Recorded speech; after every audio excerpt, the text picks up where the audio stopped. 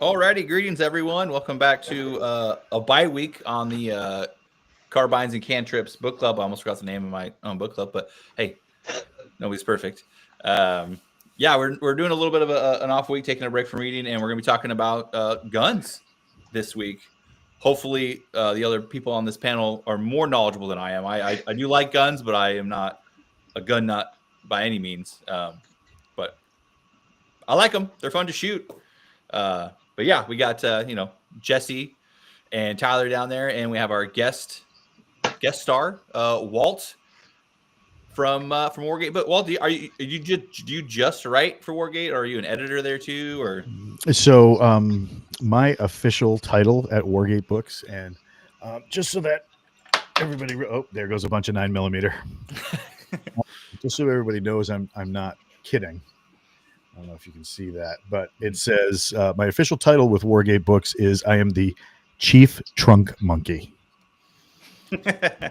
And what that means is when there's an issue with something, they deploy me like the trunk monkey in the commercials. I just referenced that commercial the other day, and they didn't know what I was talking about. I was very disappointed. I handle problems. So basically, most of the time, it's minor publishing issues. Like this file isn't formatted correctly, or we need a cover for this, or so forth and so on. I've been doing a lot of the day-to-day stuff, so Jason and Nick can get the last of their kind of stuff out of the box so that we can get it done. Is Trunk Monkey an executive position, or it is if I say it is. So, but I basically I'm the running operations there day to day, free up Jason because normally that was his deal, and he's like, I need a hand so I can write, because I was like, how much could he really be doing? Oh my god, that guy needs a medal, because like I did, the first day I'm just like, I'm 14 hours in, I'm nowhere, like I need a shovel and a freaking blowtorch. This is bullshit. I'm sorry. Are we swearing on this? Because I was raised. Yeah, right, I was raised by drunken sailors and grew up in the army and stuff like that. So it is what it is. Yeah, you say like fucking retard all that. You're among your people. Yeah, I don't know, man. I say that once or twice, and then people are like, "Yeah, you're a lot. Don't come back." I forget. It's either the book we just did. One of the more recent episodes we did, I broke the YouTube rule about F-bombs like immediately. And I can't remember I do it all the time. what prompted it. I'm pretty sure we both said dropped F-bombs. Because sometimes I rewatch the streams because I'm a loser and that's what I do. I watch my own stuff. But we don't judge. Yeah. We both drop F-bombs, say retard. It is, the name of the channel is Dirtbaggery Book Review, so you're not expecting a super clean, super polished presentation. And profanity, so we can do this. Looks like Jesse fell. Jesse has some issues with his Wi-Fi quite often, so that might be what's going on. I was just thinking when I was managing the line, I was like, if Jesse's like, oh yeah, I've been through there, and I was like, man, I haven't recognized him. If this man came through and I didn't notice, like, I'm gonna kick myself. But yeah, I've done some writing for Wargate Books. I wrote, there's a side series for Galaxy's Edge called Order of the Centurion, and that's our kind of like our Medal of Honor. And I did a story called Call Sign Valkyrie. And I called up a friend of mine who, when he told us he was leaving the Army Infantry to go in the Air Force, we were like, what? And we couldn't fathom that until we saw him a couple of years later, and we were like, "Oh, you're in? Hey, Sparks, what's shaking, brother?" A couple of years later, we see him, and I'm like, "Whoa! You said you were going to the Air Force. You didn't say you were going to the Pararescue Jumpers." Like, holy crap! He was like, "Yeah, man." So I call him, I don't know, a couple of years ago, and I'm like, hey, I need help writing a book. He's like, what's it about? I'm like, PJs in space. He's like, dude. So, yeah, he helped me with that. And then I called another friend of mine, and I'm like, hey, I got to write a side series for Forgotten Ruin. He was like, seriously? I said, yeah. Here's the premise. a very hyper intelligent ghetto talking street thug. He goes, "My people." I'm like, "Well, I was going to place him on you."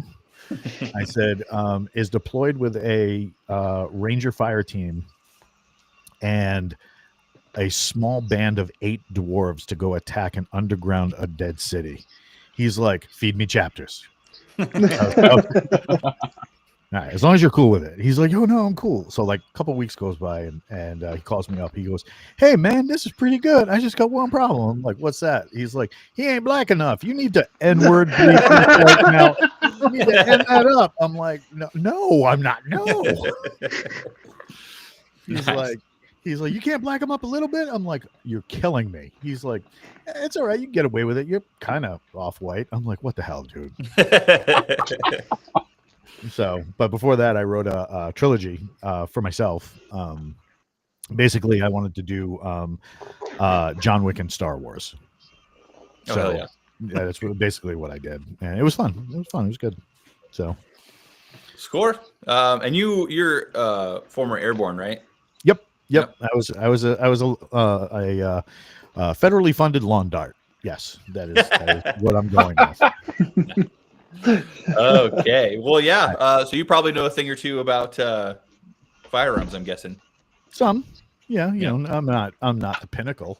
Like, I'm not going to tell you the grain weight on a 6.8 Creedmoor, but or 6.5 Creedmoor rather. But I'll let you know what'll hurt you if you get shot. Okay. So do you guys have strong opinions? Anybody? Do you guys have like a strong opinion on like the AR 815, AR AK-47 debate, or like the Glock in 1911? Is this like pineapples on pizza for you guys? My strong opinion is limited in so much as I don't care for any weapon that was made by communists. That's kind of how I feel. I mean, I don't really like know much super in depth about either weapon, but I'm also a weirdo that likes like lever guns and wheel guns. So you can get American-made AKs now, though, like that are actually really nice. I think if you trick anything out and you practice with it, it works out well. I cannot freaking stand Glock, man. I try. I've tried so many times. It's the grip angle, and I know everybody's like, "Oh, whatever," but I don't want to aim at a man's dick to hit him in the chest, and that's what it feels like. Here's the thing: do you like nice firearms? Yeah, I do. Expensive firearm taste. Have expensive firearm taste. So I mean, the thing you have to understand is the Glock is the Toyota Corolla of the gun world. Yeah, it is definitely like a good enough. Yeah, you're not. I mean, I remember standing in the middle of like 14, 15 shurta, Iraqi police in the middle of Iraq. Oh, and I'm sorry. All I can hear is rattling, and it's driving me nuts. So I start going around to everybody, and by this time I'm already learning Arabic. So I'm like, "Not you, not you, not you," and the sergeant is like, "What's wrong?" I'm like, "Something's bothering me. Something's rattling." And this one guy, I'm like, "Can I see your weapon for a second?" So we taught them the right way. He pulls the magazine, pulls the round out of the chamber, hands it to me open, and I just give it a little wiggle. This thing sounded like a box of parts. I'm like, "How is this even possible? Have you shot this?" He's like, "Yeah, I shot it yesterday." I'm like, "Did it work?" He goes, "Yeah, it worked." I'm like, so my boss is behind me. He goes, "What happened?" I'm like, he's like, "No, you do realize that none of the rest of us speak this language, right?" I'm like, "Hold on a second. You're going to speak this." And I went like that, a little wiggle with my hand. He goes, "Oh my God, that's terrible. Has he shot it?" I'm like, "We apparently just went through this a minute ago in Arabic," so like, yeah, so it can be either really good or really bad. But like my brother, who goes shooting with me all the time, he loves the M&P. That's me. M&P 2.0. Yep. He's got the what do you call it? He had the polymer lower, got with the standard upper. Then he decided performance center. Then he wanted all steel frame. Hey, what's going on, Mallory? Just over and over and over. Like, he's got like 15 different iterations of this, and I'm just like, "It's the same gun." He's like, "No, it's not." And then he'll argue with me for 15 minutes of why it's not the same. But yeah. I mean, as far as the AR AK debate goes, you have to pick your poison. Yeah. Really, whatever AR? gun you Yeah, whatever you can get your hands on. But yeah, like whatever AR, you practice with is best. yeah, you're looking to knock somebody down and have his buddies show up. You can shoot them too. Yeah. Your AK, you're looking of it's a totally different mentality because with an AK you have a bigger round, more powder, and basically it's, oh look, you're hiding behind what you think is cover. That's cute. Right, because the AK is going to punch through a lot more than what the other one is. I mean, because 5.56, just remember that's 223 Remington. That's a 22. Yep, it's a little tiny bullet with a lot of powder behind it. The AK is a little bit bigger. It's basically a 30 caliber, so it's basically a third of an inch that you're firing through the air at a lot of rate of speed. Made by a communist weapon that can survive mud, being run over by a truck, and then sat on by Helga, the village strong woman. I mean, like, so a strong boy, right?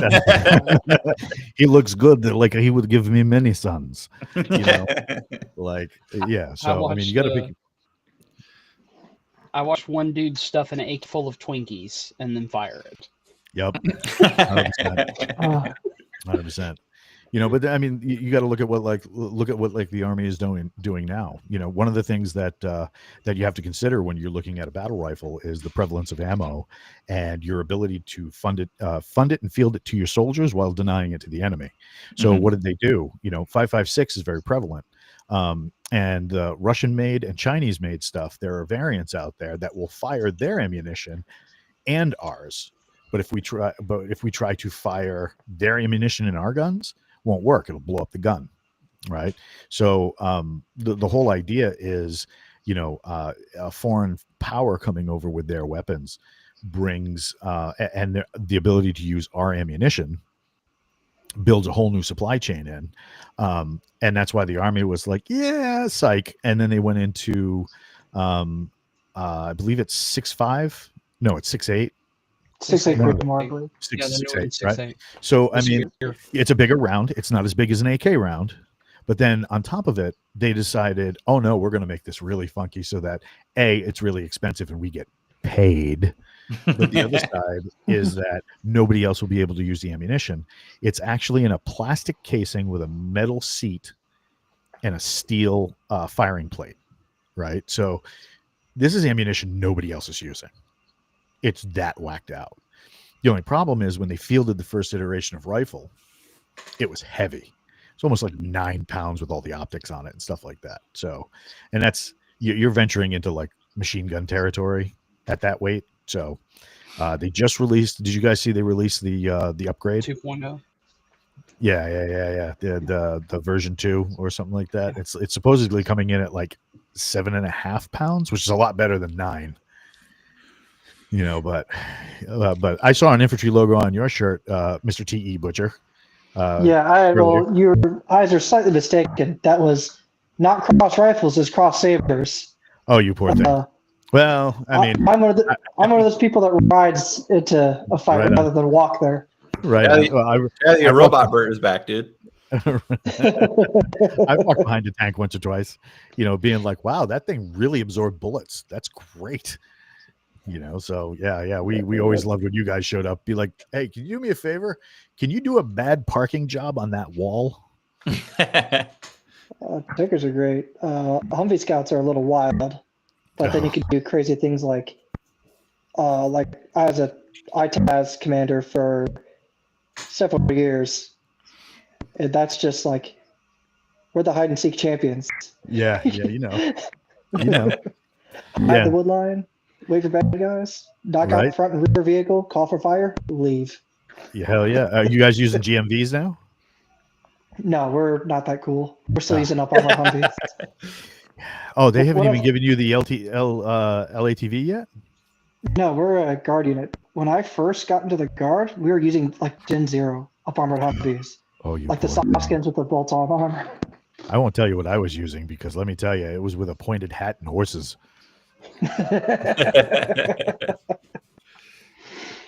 So what other questions you got about guns? Oh, I cheated and I used Grok to give me a whole bunch of ideas. Oh no! Don't feed the machine. I did. I despise AI. Well, Grok's first question for you then is: if you could only own 5 guns for the rest of your life, what would they be? You want to take that first, Jesse? What's the question? What was it? Oh, if you could only own 5 guns for the rest of your life, what would they be? I can dive on that grenade, I suppose. I would do an AR-15. I built a franking gun. Where's my? Nice. I got my baby over here. Come on. Oh, he calls it a baby. Oh dear Lord. That's how you know that's serious. There's some money spent in this thing. Oh yeah, not really. I actually built it because it could be cheaper. And I don't need much. Is it a 16-inch or 20? 14.5 pin and weld. Oh, right on. Yeah. Nice. And I got my light and my red dot because I'm up in the Georgia hills and you can't spit and not hit a riser. I did all BCM on the upper and a cheap ass PSA lower, and that cheap ass PSA lower has kicked ass. Geisley trigger. That's awesome. It's everybody's into the Geisley stuff, huh? Outside. I do something like that. Wife's putting the kid to bed. I do. I got a Beretta A300 Patrol tactical shotgun. I'd pick one of those up. Nice. I do the tactical shotgun because the tactical shotgun can do hunting stuff, but I feel like the hunting shotguns kind of suck at tactical stuff. Yeah. Too long. So, there's usually too long barrel. I think my duck shotgun's like 28 inches. Yeah. I do a bolt gun, something I could hopefully suppress. And then a really solid 9mm. I love the M&P 5, the M&P 5-inch. I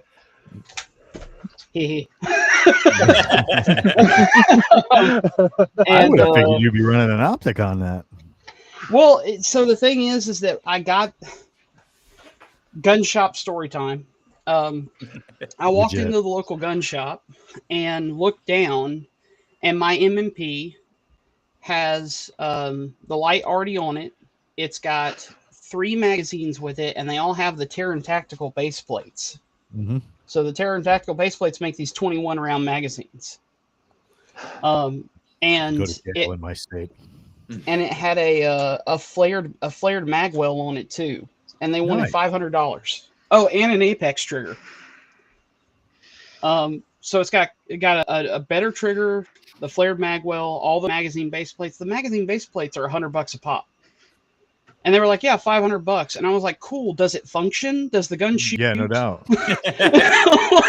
And, am I going to have to throw the bullets? I mean, what are we talking here? So it's not milled though. It's not milled for an optic. And so that's why that's why I'm still gun Amish and don't have the optic going. Yeah, that's all good. Now there's a big old, the word author at the end of your name. Do you use any of this knowledge, for evil in your books or for good, Oh, absolutely. So I tell people I write fighting, sword fight, fist fight, gunfight, doesn't matter.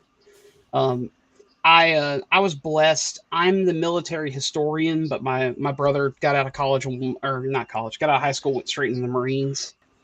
So when he came home, we did gun courses, shooting together. Legit. I went and started training that, but I did MMA and powerlifting all through high school. I wrestled from 12. Nice. So that's basically fighting was natural to me. So when I wanted to be a writer, that's what moved over. What translated the easiest. I just want to say though, I'm feeling pretty cheated with what's T. What's the T stand for? So I stop having to call him TE. Oh, Tyler. Oh, Tyler. Tyler. Yeah, Tyler. they introduced me as Tyler, so it's easy to forget. Tyler, I'm feeling cheated. I feel like your side of the discussion should have night vision.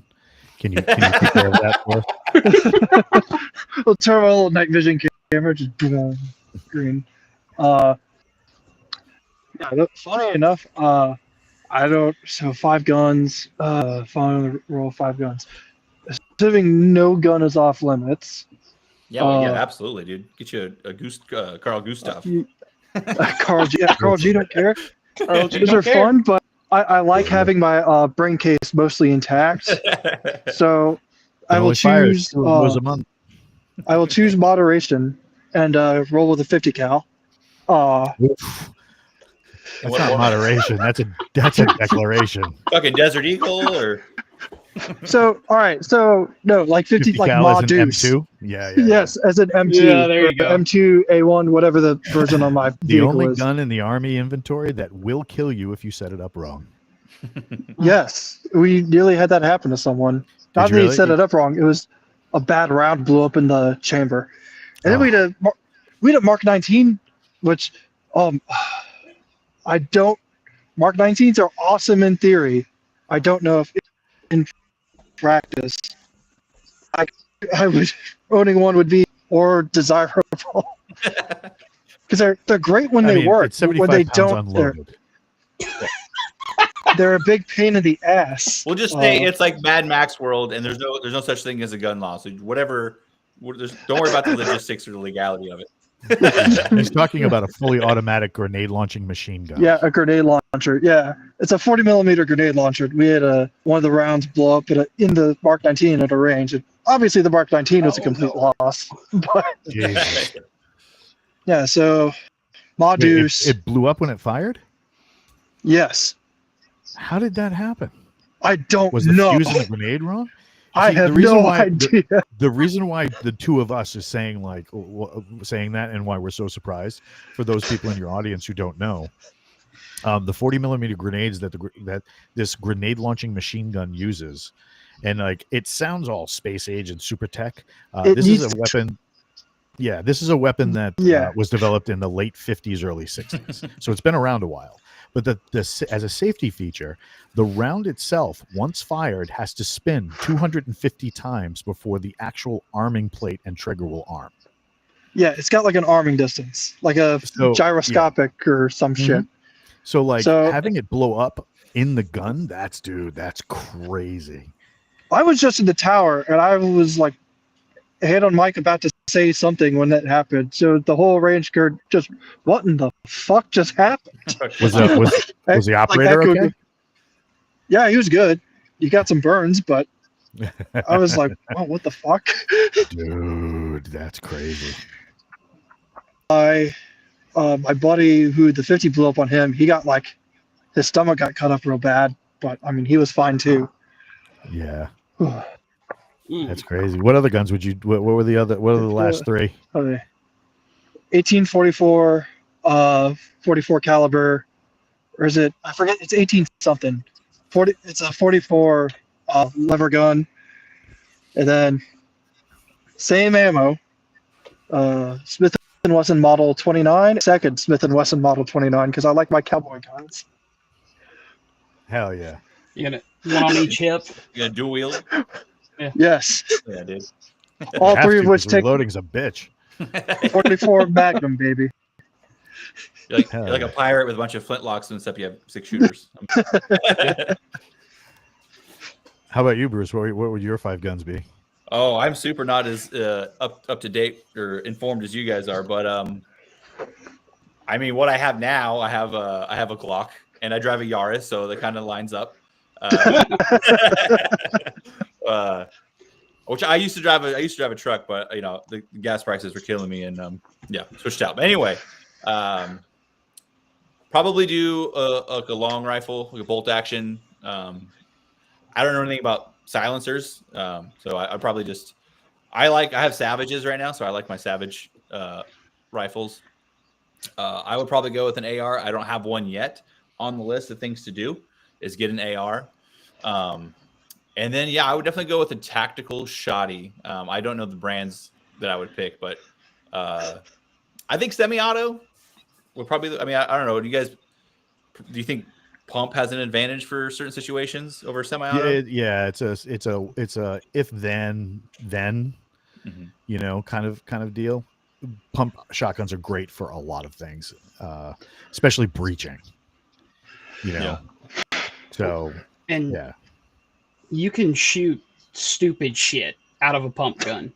Yes, like you can load a Lego like you could load Legos into a shell with the proper wad and Give me the primer. loose change in your pockets. That's Yeah.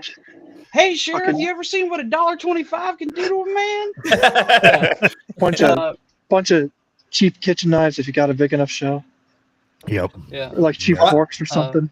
Cross your fingers for me, because I just signed up to donate to FPC, and they're right in that window when I did it. They're having like a shotgun giveaway. So fingers crossed. Hey. Oh, hell yeah! And I have won stuff before. Like one time when I used to be a mechanic, I went on the Snap-on truck and entered a raffle, and I won $1,000 worth of tools. Like I just got. That's legit. I just got to start picking stuff until I hit $1,000. So 4 wrenches. Yeah, 4 inches. Hopefully the luck holds. Pretty much. Yeah. How many was that? Did I say? I also like. I always like 22s just because I like zombie apocalypses and I like how quiet they are. And I was just like, I gotta get a 22 and just headshot zombies. Legit.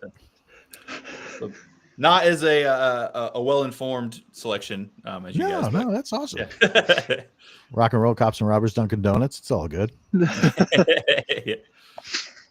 What about you, Walt? Me? I have exactly what I need. I have a couple rifles for purposes. My favorite thing to shoot all the time is also a lever gun. I have a Marlin 3570.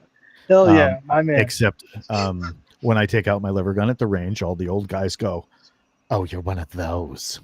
Do you know who Mad Pig Customs is? Say again. Do you guys don't know who Mad Pig Customs is? I've heard the name, but I'm assuming did you like get it with the like it's got the rail and everything? Yeah, it's all tactical up. Guy out That's of still Connecticut, beautiful. right? He when Connecticut went crazy and they basically outlawed everything, he was like, I still want to be able to dump on a guy and make him turn inside out if he breaks into my house. So he got a lever gun. And he contacted a company called Ranger Point Precision. He's like, "Hey, can you make this out of aluminum?" And they're like, "Fuck yeah, we can." Oops, sorry, YouTube. And then they don't worry about it. We're also on Rumble, so right on. So tell Mike I said hi. He's our rep over at Rumble. But yeah, he tacticaled it all up and then started selling them, and it became a huge business. And he's also an Army reservist, so mine is got the rails and the stuff like that, and just really fun to shoot, really fun gun. The most expensive one I have that I would probably use for in like an apocalypse or something like that, I would probably use for hunting. I have something. So at the time I bought it, they were only making 10 per year. It is a bullpupped distance engagement rifle. So instead of like a Barrett, where you're talking an almost 5.5 foot gun because of the length of the barrel, because the magazine and the action is behind the handle. It's a less than 3 foot gun, and I can shove it into my pocket, but I can still hit. They advertise this particular model of hitting close to a distance engagement of close to a mile. So even though the gun is extremely short, but like I said, at the time I bought it, they were only making like 10 per year, and I was like, I just got back from deployment. I have money and no overhead. I have money. Spend some stuff. Let me spend some money on something. Yeah, and everybody jokes they call it my divorce gun, because if my wife ever finds out how much I spent on this thing, she's going to divorce me. Don't ask, kind of like the GM6 Lynx kind of deal. What's that? Oh, dude, I love that. So the Lynx is literally a bullpup 50 cal. So yes, I know what you're talking about now. Yep. So that rifle is the inspiration for the 105 Panzerder rifle in my lab Panzerder book. Nice. Just a big bullpup DMR. That they're like, yeah, we expect the enemy mechs to be much more heavily armored, so this is our answer. Hell yeah, anti-material is where it's at. That's badass. So what about how about everybody's favorite sci-fi gun? And no laser beams or blasters, that's boring. Yeah. Sci-fi guns. Sci-fi guns. I'm gonna cheat and say I made my own because I did. Nice. But it was it basically, I really love the idea of plasma rounds. Like it's still a physical round, and the plasma reaction kicks in when the bullet comes out. Like you get like that 6 inches of clearance, and then it kicks in. That's legit. So I basically made something that was kind of like the new SIG machine gun, the 338 Lapua one, but it's like a light, like 9 pound plasma machine gun. Called it the A-15, and one of my guys basically pulls a Sergeant Basson loan with it at one point, like just actually picks it up and just lays in. So hell yeah. So speaking of which, Bruce, how much of your audience do you think is understanding what we're talking about? Oh, I don't even understand what you guys are talking about. Are we going too technical? I don't think so. So people will eventually figure it out after they've exhausted all attempts for Grok to strangle Grok and explaining it. Putting all the acronyms in there, or in like the brand names. No, I think it's fine. I don't want to like bog it down. Right on. Because, break everything down. It's all good. I mean, we're all writers here, right? I mean, so I mean, we could describe stuff, and I think we broke Bruce. He's frozen. Oh yeah. Bruce, blink if you're in danger. Oh, there we go. There we go. That was weird. Did I lose the connection that time? Yeah, I think so. Okay. So Jesse, what was your favorite sci-fi gun growing up? Like something you didn't invent from like a series? Oh man, that's hard. I didn't grow up. I grew up knowing gun safety, but I didn't grow up with guns. Like my first. Well, I'm talking shooting, like sci-fi. Yeah, so I think that plays into it because like Han Solo's like Mauser C96 weird. You know what I mean? Like it was. If I'd have known better, it wouldn't have been as cool. But because I was a kid and I didn't know any better, like that whole funky C96 shaped blaster was really cool. I mean, it's still cool. Yeah. I would say. How about you, Tyler? What was your favorite? Favorite?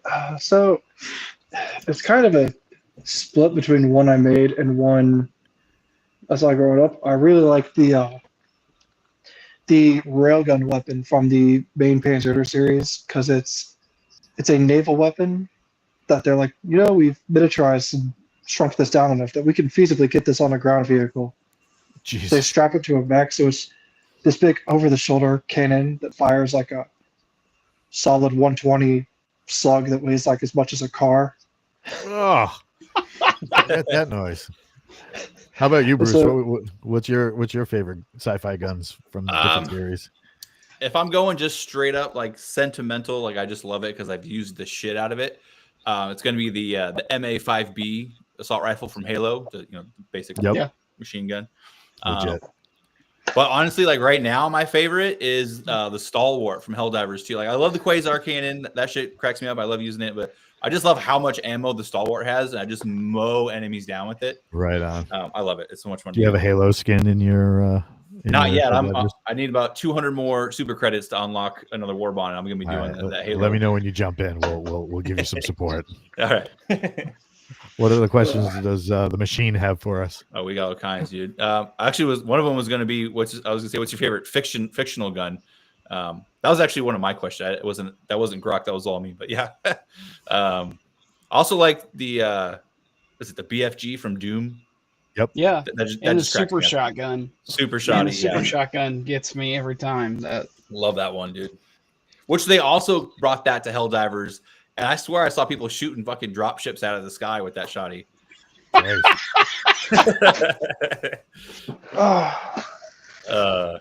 Yeah. Let's see. I'll do one more like a fun what if. So historical battle. What's one historical battle you want to be dropped into with a modern AR-15? Nick Cole wrote that book for us. I'm cool. Okay, yeah, I guess that makes sense.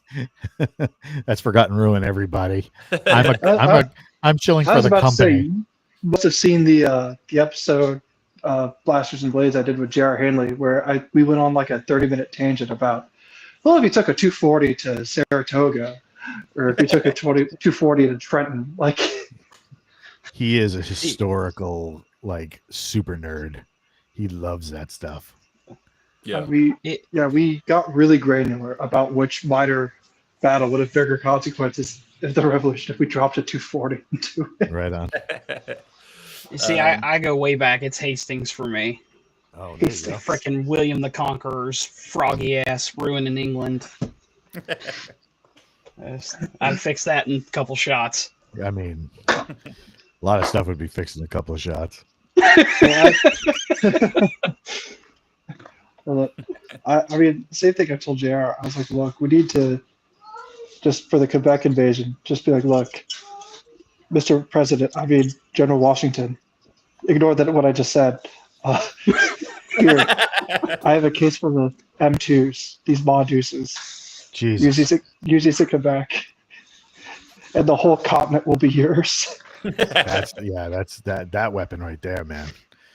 Man, that thing is sex, magic, and violence all in one package. But let me tell you, teaching that thing, it's like you look at every private on the floor and you're like, look, don't touch my girl, don't look at my girl wrong, don't breathe on my girl when I'm not around, and you get that one kid, you're like, hey, when you flip this thing over and you got to do this, this, and this, you have to be careful of these two springs. If you lose these two springs, this gun will not function. Training a new gunner on that weapon system for like mounted gunnery, it feels like you're teaching a dude like this is the first time you've danced, like he's going to prom. This is the first time you've touched a woman. This is how you dance, and don't embarrass yourself. Yeah, and it's funny too because do you guys don't use T&E anymore because you guys are running Crow systems now, right? We use Crows for Afghanistan. We use TDs otherwise. Right on. So 4 cycles I've used Crows once, T&Es the rest of the time. You want to explain what that is for the people who don't speak Army or grunt? Yeah, so a crow system, it's like a big optic with a bunch of actuators and stuff with the machine gun mounted on it. And the gunner sits down in the truck with a little joystick, and it's like playing a video game. They use Xbox controllers. The TED is like, it's incredibly sexy. The TED is like this little screw thing that attaches to the bottom of the machine gun mount, and you got to fiddle with it. It stabilizes the gun, so you're not just like all over the place. But it's a pain in the ass when you are way off your target. You got to make an adjustment fast. It's definitely a learning curve. Yeah, it's so there's a bunch of dials. There's one dial that brings the gun up and down, right? T&E actually stands for traverse and elevation. Traverse and elevation, yeah. So it's got. Let me see if I can. I was sitting there doing this, and I just realized like that doesn't really explain right. Making hand signals in the dark. I'm sharing my screen with you, Bruce, so you guys can see what this is. Yeah. Yep, spitting image of that Joker. That rod across the top is where the gun fits into. That pin comes to the left, and there are 2 holes on the bottom of the M2 that match up, and then that secures the gun to the T&E. But basically, that front piece that looks like a faucet sink, that sits on a crossbar, and you can lock it into position to keep it from moving. So if you have the gun dialed in at a certain distance at a certain target, if somebody comes into that area, you don't even have to aim. The gun is pre-aimed and locked in place. So all you do is the back of the gun has 2 handles, and there's a trigger that looks like the bottom half of a butterfly. You just smash the butterfly and let the rounds do what they do. And you spend at the time I was using these things, the most I ever saw was it almost $30 a round or something like that. Oof. So like I think it's more now, especially for there's a type of round called a slap round. It's a sable. Slams are stupid expensive. Yeah, They're like sable light $200 armor now. piercing. Yeah, so Yeah. I have a great shot of my M2 in Iraq with my D20 Dungeons and Dragons D20 20-sided dice on top of it with the 20 facing up. But like yeah, I mean, you can run this thing all day long, and just like as long as you know the amount of clicks that you need for each target in your target zone, You can just dial this in and you never have to aim because everything's kind of like pre-done when you're setting up an area for security. So yeah, it's old man tech, but I mean it's It works. It works very well, you know. Yeah, the twisting motion I was doing was that dial you twist to get the elevation right, because most of the time you kind of traverse it. It's on a pencil, you kind of traverse with that. Yep. And 100%. you don't swing your weapon too far left or right. Yeah, that gun will mess you up. What else you got for us? Well, I mean, it's a book club, so maybe we could talk about like authors that you guys have read that you think kind of just nail guns in their stories, or maybe ones you thought kind of don't. I mean, obviously for me, that's going to be super obvious is Larry Correia. That guy, I feel like that guy teaches me about guns just from reading Monster Hunter or, whatever he writes. Owens of Asta Pitt. Yeah. Yeah. The gun-toting accountant. Yeah. What I like about him is that like it's detailed. He puts like the brands in there. Honestly, I think I've read the first 4. I read through Legion, and my favorite scene thus far, as far as like firearms action goes, is in the book 1. I can't remember the name of the French cargo ship, but it gets on the cargo ship and all the ghouls and the race and shit start, or not the race, the whites come out and all hell breaks loose. And I love that scene. It was great. Right on. James, Jesse. I gotta say, Jack Carr with Terminal List. I really love Terminal List. That series has been fantastic. To a lesser degree, to go back even further, the Bob Lee Swagger series, Hunter S. Thompson. Oh wow. I love those growing up, and they're not always accurate. Like there's some, and I would think I'd say even some of the stuff I write is based off of personal experience, and it worked that one time. That doesn't mean it would always work. But you can load a 50 cal round into a 12 gauge once. What happens after that it depends on your gun and how big your balls are. It's not like being a cat. Just because it fits doesn't mean you're going to sit. So yeah, I think that I love Larry Correia's stuff. I'm a huge Forgotten Ruin fan. I like Forgotten Ruin better than Galaxy's Edge. People get mad at me for that. I can't get mad yet. I love Galaxy's Edge, but I haven't started Forgotten Ruin, so I can't take offense. I'm still getting through Stu Espont. I mean, Land and Sea. I'm a huge fan of Land and Sea. Read the last 2. Yeah, what was that about Land and Sea? I was gonna say, as far as Wargate goes, yeah, Land and Sea, like Blaine, obviously is killer at writing guns. He also did. You were talking about Order of Centurion. He did one of the. He did the Lost Legion, which was great. But yeah, I mean, again, I'm not an expert, so maybe these guys are doing things wrong. I don't know, but it sounds awesome and it's fun. The most important thing is, did you have fun reading it? Exactly. Yeah, I had a lot of fun reading it. The only time that I've read a book, I don't want to say what it was, but like it was clear that the guy writing it knew a lot about guns, but it was like he was eager to show his knowledge, and it was like too much description. I was like, okay, like I got it, dude. Like, yeah, let's go. That's a balancing act. Yeah. I can just remember sitting in the theater because some of us are ancient, and sitting in the theater in James Cameron's Aliens, and the character of Hicks sticks a shotgun inside of the xenomorph's mouth, and he's like, "Eat this!" I was like, oh, "This is a life goal. I need to do this at some point." You know, that was fun. That was definitely a lot of fun. But I mean, even the guns in that, I mean, the guns in Aliens are pretty sick. Right, the M41A pulse rifle. Or pulse rifles. Yeah, if I could get my hands on the components they used to create that gun, I would have one tomorrow. The only problem is, you know, they're so rare, because the main gun that made up that whole weapon system was a Thompson submachine gun. That's actually a Tommy gun under all that sci-fi kit. Yes. Mm-hmm. right? So it's a Thompson submachine gun, a Remington 870, but to future it up, they took the forearm. So basically, when you hear forearm in a terms of a shotgun, you're talking about the thing that you pull down and push up to pump the gun, right? It's usually describing the underside of a stock is what the forearm is, right? They took a forearm from an Italian-made franchise shotgun, right? You ever see Raw Deal? It's an old Schwarzenegger movie. I've seen real. It's a real long old, time ago, right? So this is an old Italian shotgun that could either fire semi-automatic like a Benelli M4 or pump. It has two modes. You can fire either, right? So if you want those precision shots, you can go semi-automatic. If you want to fire, hold the tube of the gun up and be like, dude, load all your pocket change in that little rubber ducky thing in there. Stuff that in with your thumb. We're going to blow this guy away and have some laughs.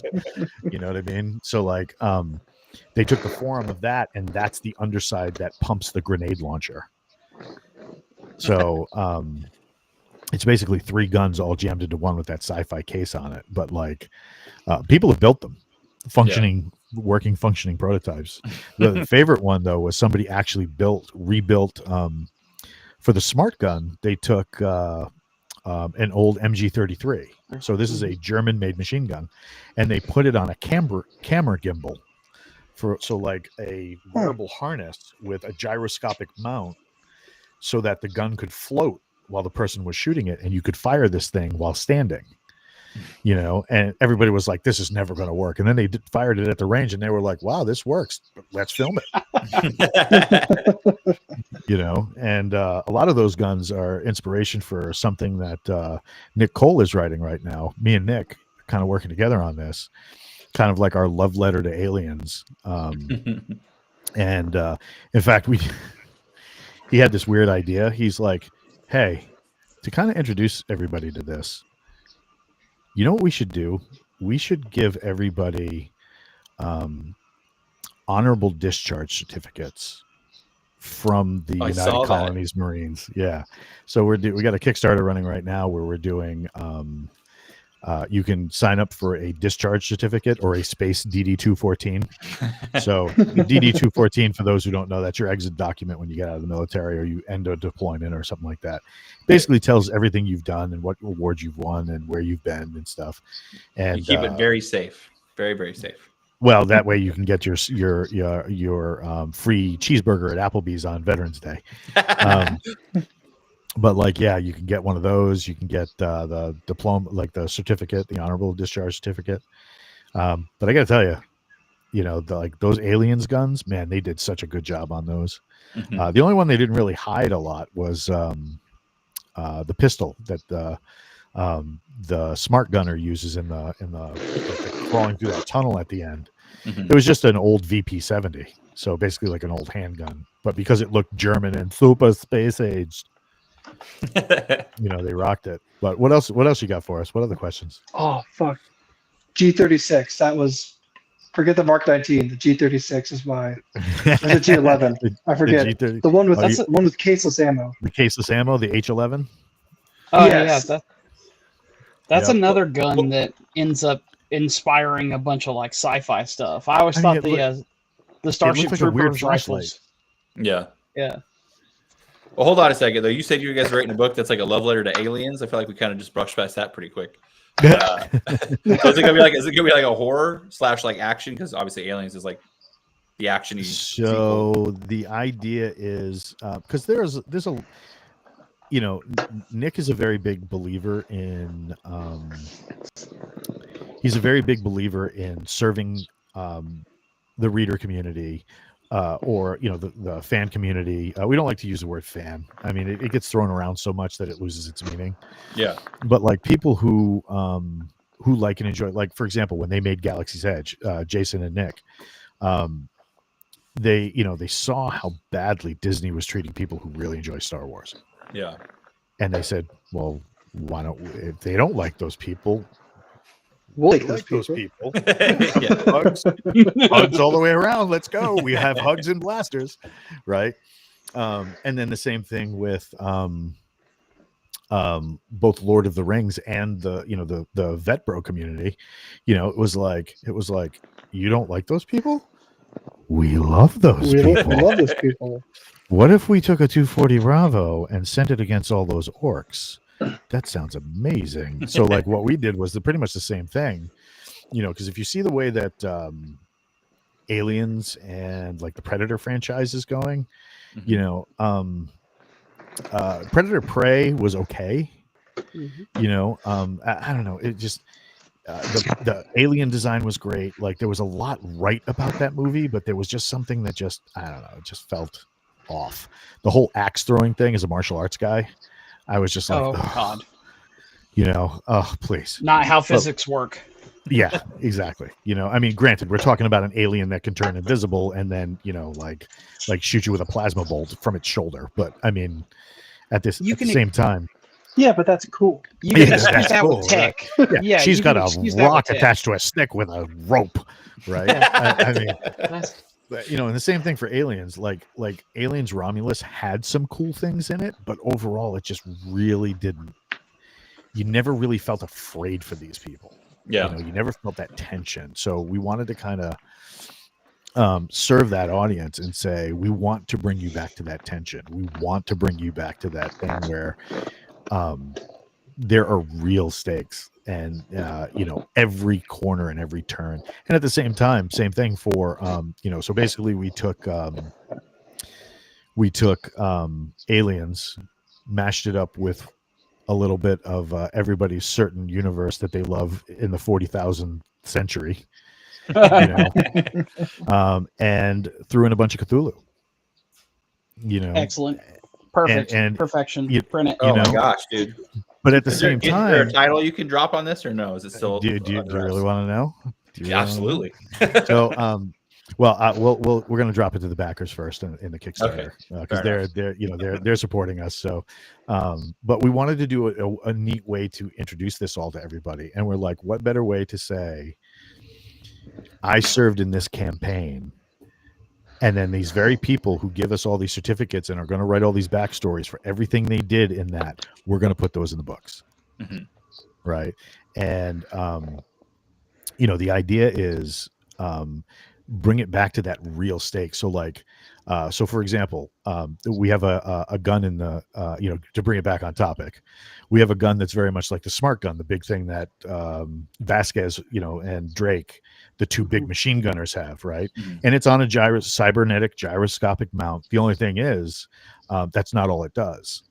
So, you can sit there and shoot just like a regular machine gun, or you can take it off and they have a little thing that's fitted to their, the exoskeleton in the back.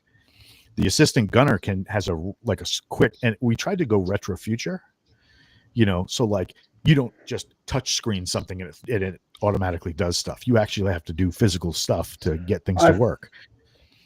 Tangent. I feel like that's just actual future because touchscreen.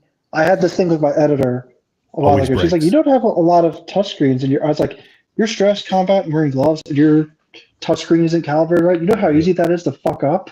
Yep. But no, switches, knobs, buttons, levers. Yep. If you've ever messed with if you've ever messed with a Blue Force tracker while you're high speed trying to dodge this or that, what's up. But like trying to call for fire extremely fast on a Blue Force tracker. Right. Get my gloves off. Get my gloves. Right. But like so the gun that we call the Mag 88 bush cutter, right? It's a machine gun. It does everything that the Aliens one does, except you can take off this plate on the back and put it on the ground, and then take the gyroscopic mount off with the gun attached and attach it to this plate. It'll act like a gun drone. So you just leave it there. Oh, that's cool. That's awesome. And then if you need to, the gunner wears a little control on the inside of their forearm. And all they got to do is type a series of commands. The thing will get up and walk to where you need it to, and then proceed to continue to fire. Shit. That's fucking great. I hope Arrowhead is watching because I could use that in Helldivers. That'd be dope. Right? But we came up with all these crazy concepts. But the real enemy, is this very sinister, very alien, very thing that they all have to encounter. And they realize that about halfway through the first book, they're not going to make it off this like we tried to go very much like the first Alien, where it's haunted house in space. Yeah. Right. Except the haunted house is trying to eat them. And what we decided was, in the middle of the book, they're going to realize that they're out of options. The guns aren't really getting it done. They need something that they have to make peace with using a piece of enemy technology. And I'm going to call it technology because I don't want to spoil what it is. They have to use a piece of enemy technology in order to overcome this alien. Right. Or whatever it is. So, I mean, it's going to be a fun thing. It's going to be a fun series. We got the first book mostly done. It's being kind of, pushed around right now. But we wanted to introduce it in a fun way. And that's why we did these sheets. So like all our backers, like, we're going to ask them in a survey, do you want to die gloriously for the United Colonies? And if so, yes, we'll definitely put them in the book. And, it's going to be a lot of fun, but we wanted to do it as a love letter to those properties we really enjoyed. And hopefully it'll be fun and it'll work out. So I'm optimistic, but yeah. We have a couple of proofreaders that have agreed to, kind of like sign NDA and take a look at it up front. And they all across the board, everybody has said they've had good experience reading it. One guy said chills, and then his wife called him a little girl, and then he took that back. But yeah, so hopefully we stick the landing. If we can't, because I mean, usually Nick is pretty good about dialing that stuff in. So but yeah. Think that 40,000 something universe that I won't use the complete name on air. But yeah, so that mixed with aliens, mixed with a little Cthulhu, mixed with some, it's going to be fun. So when we get off stream, I can show you guys the cover for the intro short story, and then you guys can decide whether or not. Yeah. I can't show it on stream because, like I said, the backers get it first, but. It'll be a lot of fun. I'm excited. That sounds. What other questions you have for us? Oh man, I feel like I could keep talking about fantasy or fake, not fake, fictional. I guess it's fake fictional guns, but well, yeah. I mean, I brought up Monster Hunter. I didn't even mention Abomination, which is I love gun that porn. Gun porn. Yep. Also, the giant harpoon from the second one that they shoot into the zombie elephant. Yep. Great. Let's see. Ed's. Oh my God, Earl. Earl's Thompson. Oh God, Earl. Like my spirit animal. Also, really like the N series rifles I get, like the N1, N4 in Galaxy's Edge. Galaxy's Edge. Or just like it just like sucks in particulate and turns it into a bullet and shoots it. Yeah. That was a lot of fun. That all owes to particle technology. Mm-hmm. So particle beam weaponry, particle mass drive weaponry, stuff like that. It's all theoretical stuff that the Army had tried to consider back in the 60s when they were all taking hits of acid. You'll have to excuse me if my mouth gets ahead of me and I stutter. English is not my first language. How does like Nick and Jason like go? What's their research for looking up particle weapons? Or they just already know this stuff because they're big nerds? Some of it's that. Some of it's like, hey, Walt, get us a cool gun. Some of it's a lot of research, like the armor. A lot of that went into Jason and Nick researching the Landmate system, the Warrior One system that the Army was thinking about going into. Some of the stuff that like Russian, weird RoboCop thing? Yeah. The weird Russian armor that they were trying to float for a while. Like they went and they did a couple of different things that they researched to try and do not only the guns, but like the N18 obviously is a huge owes its parentage to the M107A or the Barrett. Mm-hmm. stuff like that.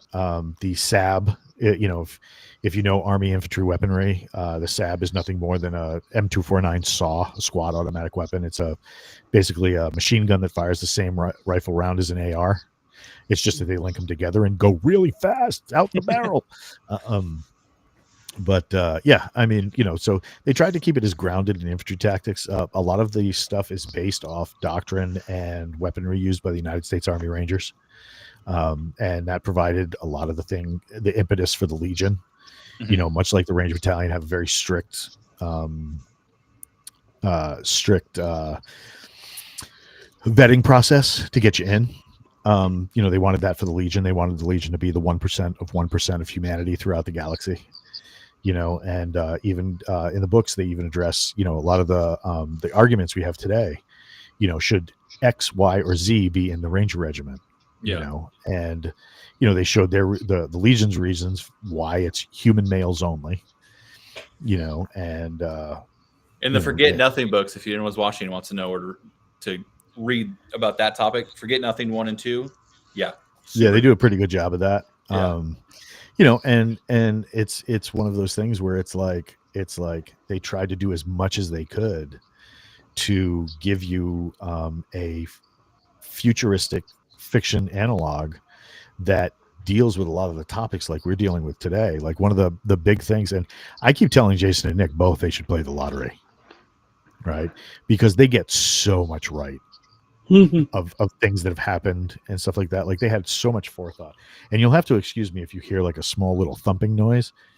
I normally have 3 working dogs that are in my office with me. But then there's my mother's dog. And my mother passed away a few years ago and we took her dog in. And it's a freaking Shih Tzu. And it's the most annoying rug with feet I've ever had to deal with. So anyway, but like one of the things they foresaw was the rise of drone technology, right? And you see that in the sidebar in the stories of Galaxy's Edge. You see like all this stuff that they saw coming. And you wonder, like, why don't people use robots in warfare in Galaxy's Edge, right? And it's so simple. It's because eventually humankind was like, well, it's all running on a power battery. And if we use a big enough static ion charge to blow off all those circuits out, robot no go, right? So like they developed ion weaponry that basically took out, the drones. And much like today, drones for the last couple of years have pretty much dominated. And meanwhile, the Army just dropped, I think it was something like a contract that was, they announced it today. Some company won the contract. They're going to be producing these tiny single-use drones that they're going to sell to the United States government and you, the taxpayer, for $70,000 a piece. You can make one of these things in your basement for $300. But anyway, but the Army just spent all that money on that, getting this into a program. And meanwhile, both DARPA, a bunch of really clever designers in Europe, and a couple of other places have auto-tracking machine guns now using AI as motion tracking. And what they're doing is, if they see a drone, the erratic, flight of a drone, they just it turns. It's on a crow system attached to an AI. The AI targets the drone and shoots it out of the air. Hell yeah! So, you know what I mean? As fast as somebody builds a new weapon, it always goes back to the infantrymen on the ground, occupying the ground, owning the ground, supported by things like armor, forward observers, the king of battle, obviously, which is artillery. You can develop all these different weapons, but eventually, the only thing that's going to change warfare is when you take the human element out of it. Mm-hmm. So, but yeah, they do a great job in that series, like looking at stuff. Yeah. King of Battle, I forget which book, but they were like, prepare the hemispherical artillery system. And I was like, prepare the what? The hemispherical artillery. That's called a missile, bro. What I really like about a couple different series in Wargate, so like the buckets, obviously in the Legion, in Galaxy's Edge, how they can like tag, like they can like they look up, see enemies, and boom, like auto tags them.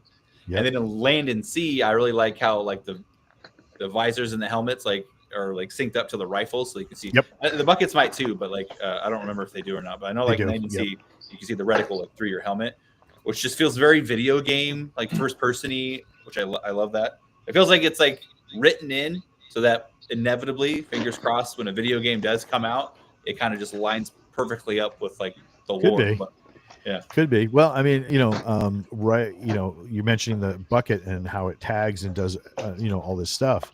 There's a company that just came out about a month or two ago, and they're going to be doing the new integrated optic for the United States Army and the Marine Corps. And instead of night vision, this is something you're just going to wear all the time. And it's like a set of goggles, and it can do night vision on command. But one of the other things it does is, do you guys know what mesh networks are?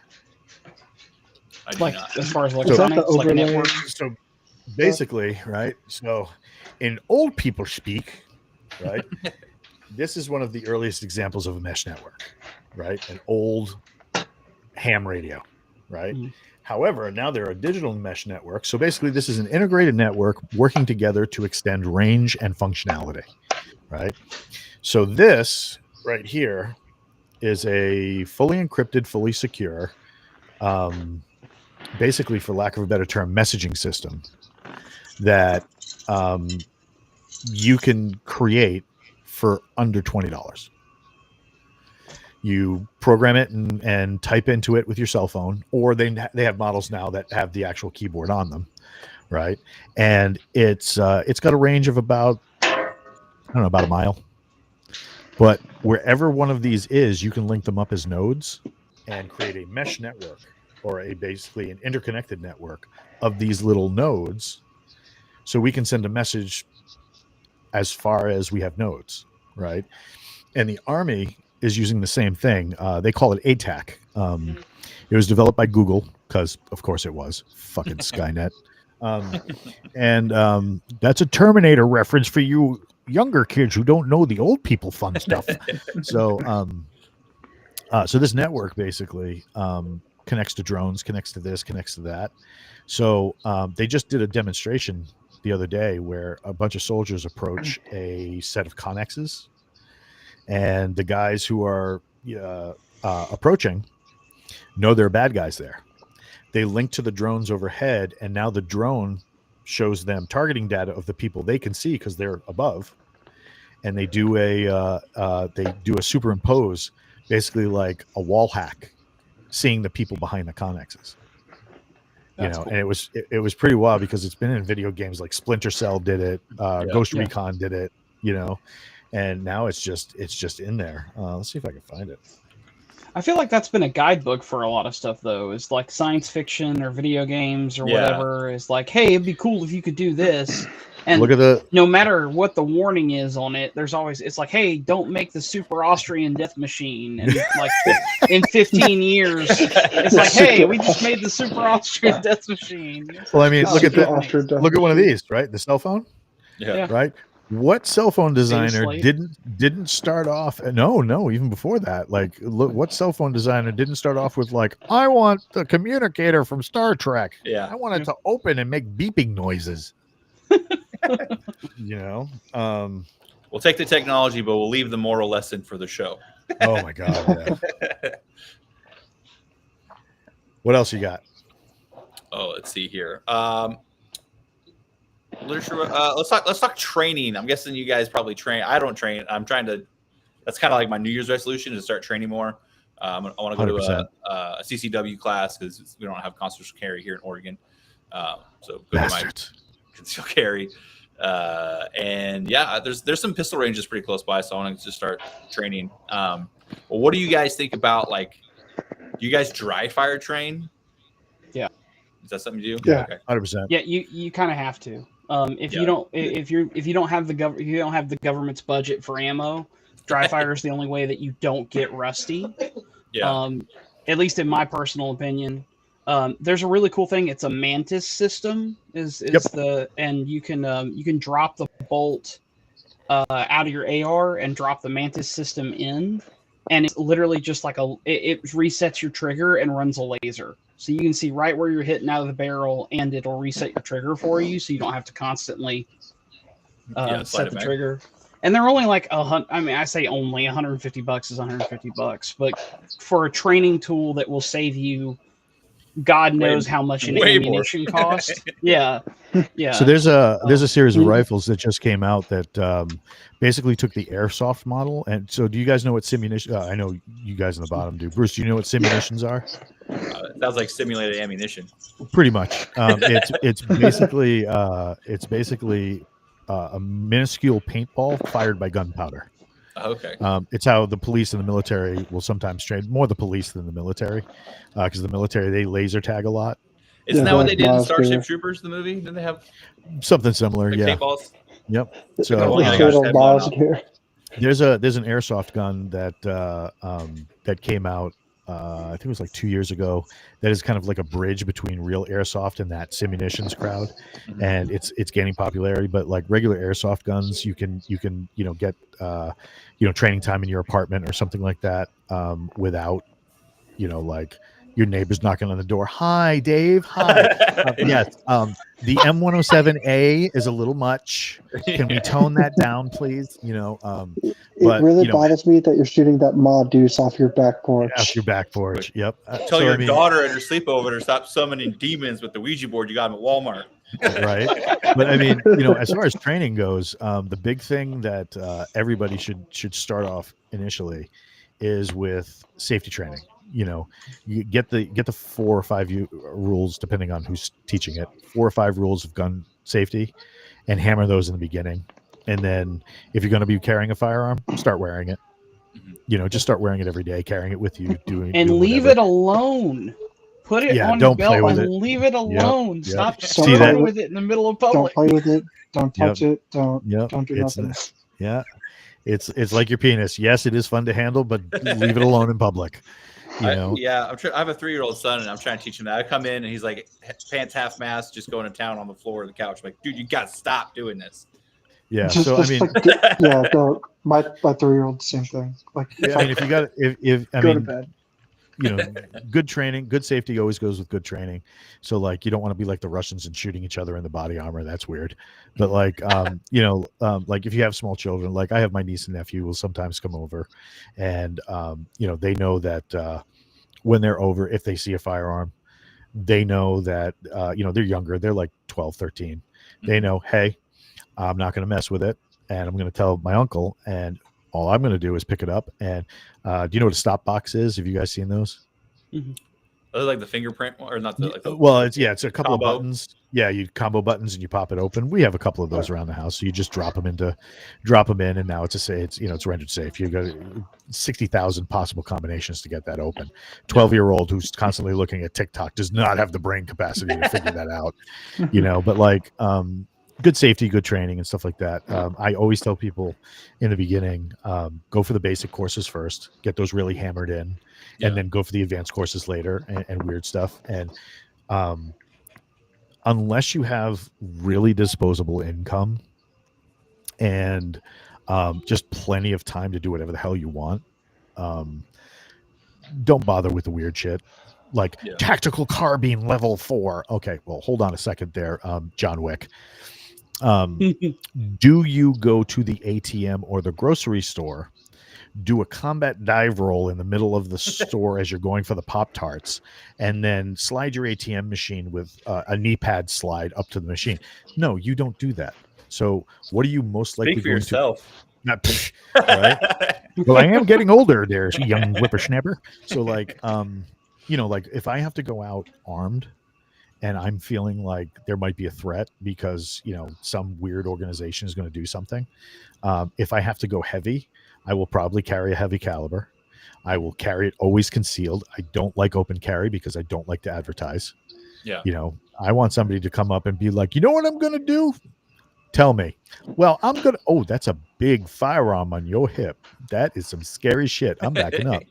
Right. I don't want to advertise. At the same time, if I am wearing armor out in public, it's usually something low visibility. So it just looks like I might have went for the lasagna instead of leg day. Right. and I want to look like everybody else. If you start training like Tactical Steve, you're going to start dressing like Tactical Steve, and people are going to know, oh, that guy's armed. We'll take him first. Yeah. You know what I mean? So 511 pants and a rock polo. You know, the windbreaker with the breakaway side, so that you can get to your sidearm faster. You know, I mean, if I look like everybody else, jarhead haircut. Yep, nobody's gonna mess with me. All the secondary characters in Relics of the Fallen. Yeah, I mean, because the thing, yes, I mean, I'm 5'5" on a good day, right, with the big boots, and I'm built like a whiskey barrel. I'm bald because I shave my head because I do copious amounts of jujitsu and I hate having my hair pulled, right? So I don't want people to think I'm dangerous. I want people to be like, oh, look at the cute old man. Look at him model. That's so cute. Right? Now, meanwhile, I got a 45. I got a Smith & Wesson 45 on my hip. I have more knives than a cutlery drawer. And I have my most dangerous weapon of all. I have a pen. Because I love the fact that if I can carry all that weaponry on me, if I can back you off with a pen, when I'm sitting in court and they're like, well, you were armed with all this stuff. But what did I use? I used a pen and my set of keys. What does that say? It means I'm not going to jail today. You know what I mean? And that's the other thing. The training is good. But the other side of this is, do you know the laws in your state? Yeah. Is it lawful for you to carry concealed without a license? Is it lawful for you to carry open? Can you carry the calibers that you're doing? You had mentioned that you're in the Pacific Northwest. All those states have magazine restrictions now. So how many rounds can you legally carry without somebody going, well, I know the 15 young ruffians were trying to hurt you really, really bad, and you backed them off the firearm, but you're going to jail for the next 3 years because according to Oregon state law, anything longer than 10 rounds and you're a felon. It's like that 11th round. That 11th round made you 100%. The asshole. But like, I mean, every year, and you can find videos of me testifying at my state senate. Mm-hmm. And we go out gangbusters every year because the area here is just going blue and blue and blue and blue and blue, right? And I'm not Republican or Democrat.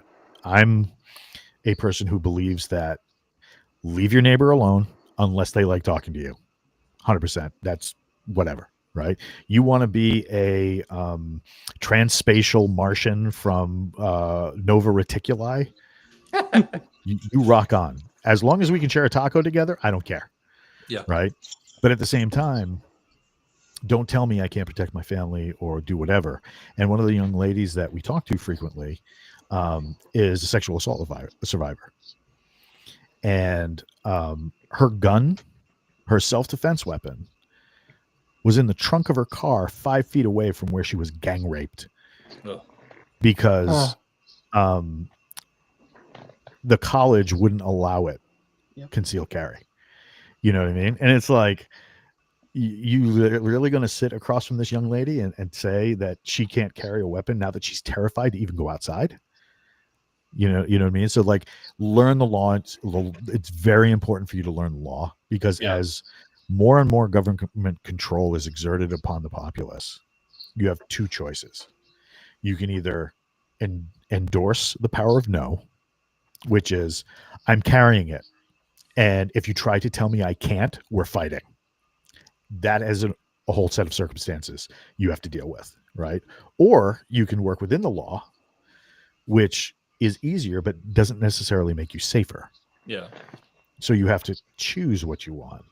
I mean, I like to work within the law because like a lot of other veterans, I like Applebee's. I mean, I want to be able to go where I want to go and eat what I want to eat and see who I want to see and so forth and so on, but you should never forget the purpose of the Second Amendment was to put the government in its place when it got out of step, but at the same time, you still have to live in a community. Like, I don't walk out in my cul-de-sac and be like, hey guys, I just want you to know I have my shotgun with me today. you know, you want to be a good neighbor, a good member of your community, a good this, a good that. But if you're going to train like a freaking beast, dude. You know, get as much training as you can, but have it applicable to what you got to do, because otherwise, you know, you're wasting time, money. You know, like I said, tactical carbine 4. If you haven't gotten the basics of a concealed draw, right? So like even now, just sitting back, as I'm going to demonstrate a draw you can't see because the camera's too high, right? What's the first thing I'm doing? I'm raising my left hand to my shirt in order to grab it, to lift it up, to expose the appendix carry that I will most likely be carrying. Or if I'm carrying side, you know, pull sideways at the same height to get that breakaway action of the jacket I'm wearing to cover my firearm, so I can now deploy it. You know, knowing the law in my area, knowing the second rule of firearms, which is knowing your targets and what's behind it. You know, understanding that you have to be a good member of your community. And if you take your firearm out judiciously in order to properly address a threat, if you can't handle that threat and somebody else gets hurt as in the course of you trying to defend everybody, technically you failed. You didn't defend anybody. You messed somebody up, and the bad guy most likely got away because he shit himself because you just pulled out a 45 hand cannon, right, and sent rounds his way. So get that training, not only the physical training, but the mental training to go with it. And I always tell everybody, the range is great. The range is super awesome. You go to the range, you dial your stuff in, you work your draw, you get your Mantis system, you run dry fire, you do day in, day out, make it so that that thing is an extension of your hand. When you point, that's where the bullet's going. You know, you become an artist with that weapon. Because if that's what you're carrying, that paintbrush is got to be able to save your life or the life of another. There's an old Japanese terminology called the life-giving sword. Samurai was technically not supposed to draw his sword unless he could preserve life doing it. If that meant he had to kill an asshole, cut that dude down and preserve the rest of the lives around him. Right? And it's the same thing with your firearm. You should be able to preserve life with that firearm when you draw it. However, the big thing to understand is once you pull that firearm out, if you're in an area where there's surveillance, and everywhere's got surveillance now, you're going to have to answer for all that. Yeah. So deal with that. But then once you get all that training where you're pulling out rounds and doing all the crazy stuff, have it go two-way. Join a paintball field, join an airsoft field, go to a tactical training center. One of our writers, Doc Spears, runs Forge Tactical, where they teach all that. They teach long distance engagement, and they also teach what do you call it? Close quarters battle, how to enter a building and take control. And they use simunitions. And let me tell you, you think paintballs hurt up close? Simunitions suck. They suck. But, you know, we were talking earlier about, like, to bring it all back to the sci-fi stuff. If I can share my screen for a second. Select window. There we go. Allow. So this is that advanced system I was talking about. And this is, I mean, pretty soon you're going to have to wear AR glasses, right? This is a hands-free display, a menu, just like a video game menu. See there we go. Right? It tracks. Now watch what happens when he goes behind there. It starts going into predictive algorithms as to where he's walking. And it's also controlled, also computer aided by the drone that's overhead confirming the guy's location. Oh my God. It's like the battle space from Land and Sea, dude. Right? This is so rad. This is what's being considered by the United States Army right now. And they just dropped him. Dude, that's so cool. Right? So cool. Andrew. Yeah. Dude, that's what I literally just finished reading In Defense of the Second Amendment by Larry Correia. And yeah, a lot of stuff you just said was like. Well, I mean, we also have a book, Wargate Books, called Sword and Quill. If you want, when we get off the show, get everybody my email address. And then what I can do is I can send you guys each a copy. Oh, heck yeah. Oh, that'd be awesome. Hell yeah. I'll send you guys a digital copy so you can start reading right away, right? But do you guys know who Steve Tarani is? I don't think so. The name sounds familiar. He is mostly responsible for this being introduced to the United States. Okay. The Oh, Korean is knife, he? right? He's a personal protection specialist that used to work for certain 3-letter agencies, and we'll leave it just like that. His business partner in writing that book is Steve Lieberman, who is the #1 self-defense attorney in Los Angeles. And it's kind of like the blueprint of what you need before, during, and after a gunfight. Right. And that's the thing. Like, most people train for the range and they're like, I gotta get the training, I gotta go to the range, I gotta get a sub 1 second draw. And it's like, that's very exciting. Now defend your actions in court. You know what I mean? Because if you're in a crowded area, you're going to have to defend your actions in court. And yeah, that's either going to be one of two ways. You have to open your mouth and say something intelligent, or your lawyer has to open his mouth and say something intelligent, so that you don't go to jail for defending yourself. You know what I mean? So like having books like In Defense of the Second Amendment, having books like Sword and Quill. Lots of Bang. The new Rooftop Korean one. Yeah, because you were saying recognize before, during, and after. Before is such a huge thing because most people don't recognize like the signs that like some bad shit is about to happen. So there's the FBI has predictors, what are called physical predictors of iterant behavior. So like somebody's going to try and jump you. One of the things they're going to do is they're going to look around. They're checking the battle space, so quote unquote, in order to figure out where the surveillance is. Are they going to get caught doing what they're going to do? Another thing is fixing, constantly like adjusting the shirt, adjusting the hat, like rubbing the face. Stretching. They'll stretch too. You see a lot of dudes stretch their neck. They stretch their neck, stuff like that. So like there are all these battlefield, they call them pre-combat predictors of violent behavior or ambush behavior. And you see this a lot in muggings, rapes, sexual assault. Sorry, YouTube, don't ban the guys. They're really nice people. Sexual assault, kidnapping, like a lot of stuff that's going on right now. So you have to be able to recognize that and then act on it, And my grandfather, World War II, Korea vet, Berlin, he would always say all the time, granted he said this in Italian, but don't do stupid things in stupid places with stupid people. Solid advice.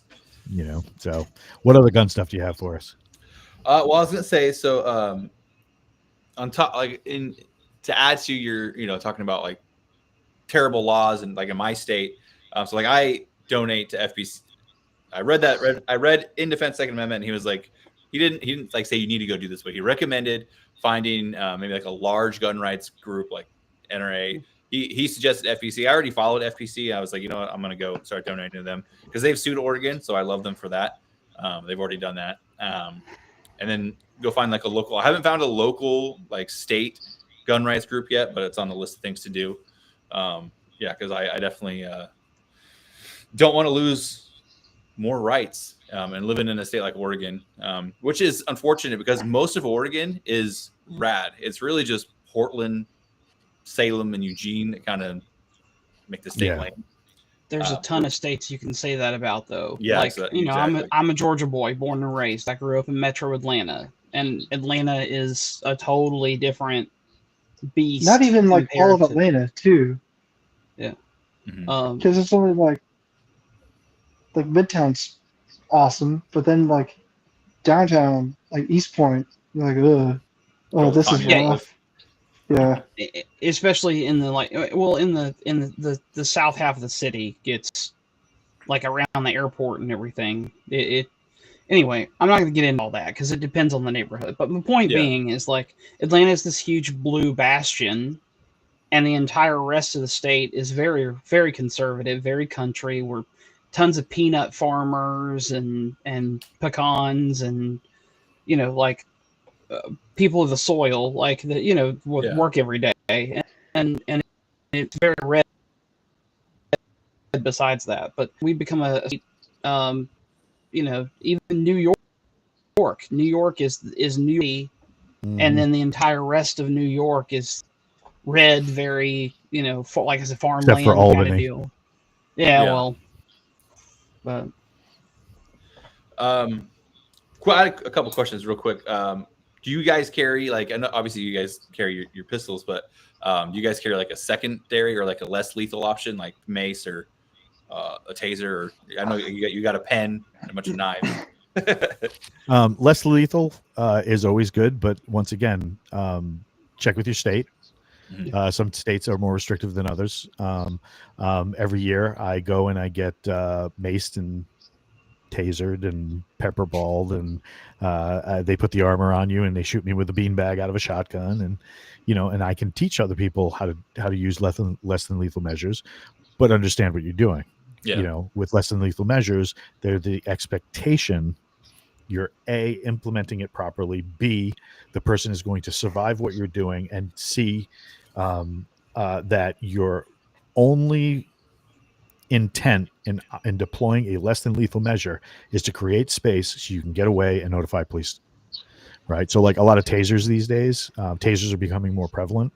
Taser as opposed to a stun gun requires a little more training because it's a contact weapon. It's not a deployable distance weapon. Taser, it fires the two little prongs that get you and then, hopefully seizes you up and puts you down on the ground.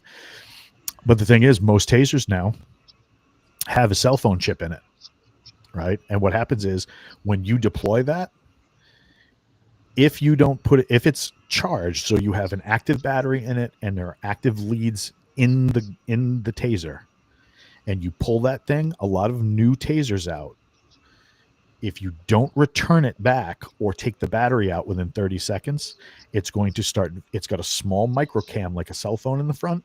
It's going to start recording and it's going to start a call to 911. It's also got GPS. It's going to mark your system. It's going to mark your location. Right. So, the reason for that is you're obviously deploying this to put somebody down to create space. And now you want to keep the second charge in the taser in case you have to deploy that. So you don't want to pull out your cell phone, take your attention off the bad guy. So it calls 911 for you.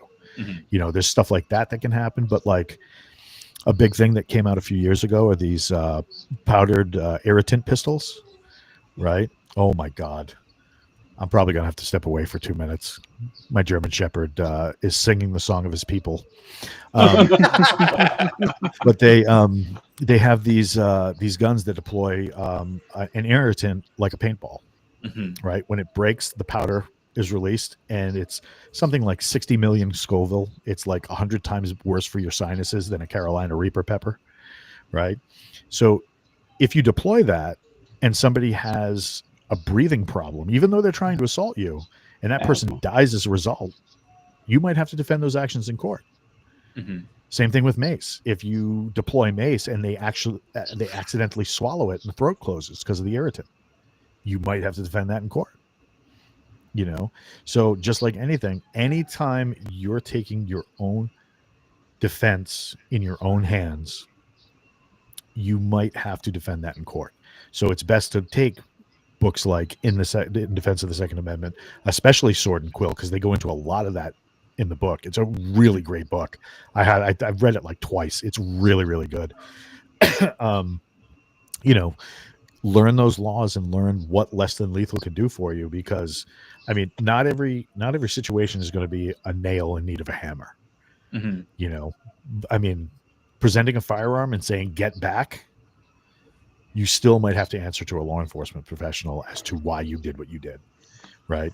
And with so many cameras everywhere, you could get out of your cyber truck and your truck starts filming you.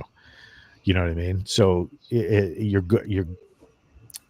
As long as you're acting in good faith, you're going to be in a better position than somebody who's not. But at the same time, you don't want to sit there and be like, officer, look, I got him. I mean, officer's going to be like, dude, are you high? Stop pointing like that with your freaking firearm. Put it away. Put it on the ground. But like the other thing too is do some role playing with your friends. And I'm not talking about weird stuff where you got like a zipper for a mask. I'm talking like have your friend act like a police officer who's just noticed that you've printed, right? Printed being that the firearm that you are wearing is slightly larger than you intended for the clothing that you're wearing, and it can be recognized through the clothing, right? So an officer might approach you. I've been approached several times and be like, what are you carrying? None of your business. What are you carrying? And the cop's like, oh, can I see your license? Now at that point, in my state, you have to go concealed. The only people who can go open are people like Brinks delivery truck drivers, stuff like that, or you're a cop. Yeah. And it's like, I hand him my license. I say, look, if you need to make the firearm safe or whatever, I'm going to have you take the firearm off. You're going to put it on over there. You're going to do all your thing. But when it's time, I'm not taking that firearm back until you hand it to me in the condition that you removed it. Know the laws in your area. Make sure you're knowledgeable. Make sure you have, all your ducks in a row, and that you understand how to act around a police officer who might have to disarm you because he's paranoid. Oh my God, I've never seen a concealed carry permit holder before. Do you rob banks? It's like, you know what I mean? Oh, let me guess, on the job for 3 weeks? Yeah, you look like it. You know what I mean? And it's like, all these factors. So when you start training, start with those first classes of handle, carry, operate, clean, do all your thing, but then get into what are the legalities? How can you get jammed up? Do you have money set aside for if you have to defend yourself in court? Blah, blah, blah. And I tell the same thing to my martial arts students.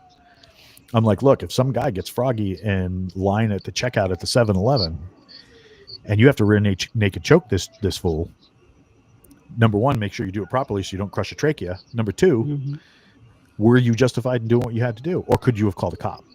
You know what I mean? I have to step away for 2 minutes because I don't know if you can hear that, but it sounds like a fire alarm going off. Yeah. That is a 131-pound dog who thinks he's a baby. All right. We'll be waiting for you. Let's see here, dude. I got some. I don't know the answers to these questions here, Jesse, but I know you're a big history guy, so I thought maybe I could throw them at you and see if you could. So it said basically it's forgotten history gems most people don't know. So the real reason that the 45 ACP was adopted, Philippines. Yep. Yeah. So that was a war in the Philippines. The enemies that the Americans were encountering tended to be under some sort of substance influence. I don't remember what it was, but there was traditionally some kind of drug that they would take, a plant that they would use that would get them super hyped up. And the 38 was just not handling business. Yeah. And so that was the original design behind the 45 ACP, was to increase the firepower that you could carry. Yeah, the answer says stopping Moro tribesmen high on drugs in the Philippine-American War. Yeah, nailed it, dude. Pass the pop quiz. How the Nazis disarmed German civilians with gun control before the Holocaust. I don't know if that's really a question, just a fun fact. I mean, that was just Is several that really acts. fun? What's that? I don't think anything about that fact is fun. Yeah, right. It said most people don't know. I'm like, I think most people know that. Good go, Grok. Yeah. This one I didn't know. The Battle of Athens in Tennessee in 1946, where armed citizens overthrew a corrupt local government. I've never heard of that. Yeah, there's like a Wendigoon video on it or something. There's a couple really wild instances of where law and order really broke down for whatever reason. I lost a friend over my opinions on the Bundy Ranch incident. I don't know if you guys remember that one. Oh yeah, wasn't that in Brewster State? No, it was not the one in Oregon with the wildlife preserve. It was before that. But the whole county basically showed up with rifles, and the sheriff had to come out and tell the FBI to screw off before the whole county was in a gunfight. Yeah, that would have been awesome. Some sheriffs are super based. Yeah, and then some not so much. Yeah. I don't even think he necessarily thought the feds were wrong. I think he just showed up because you're not going to get my entire county in a gunfight.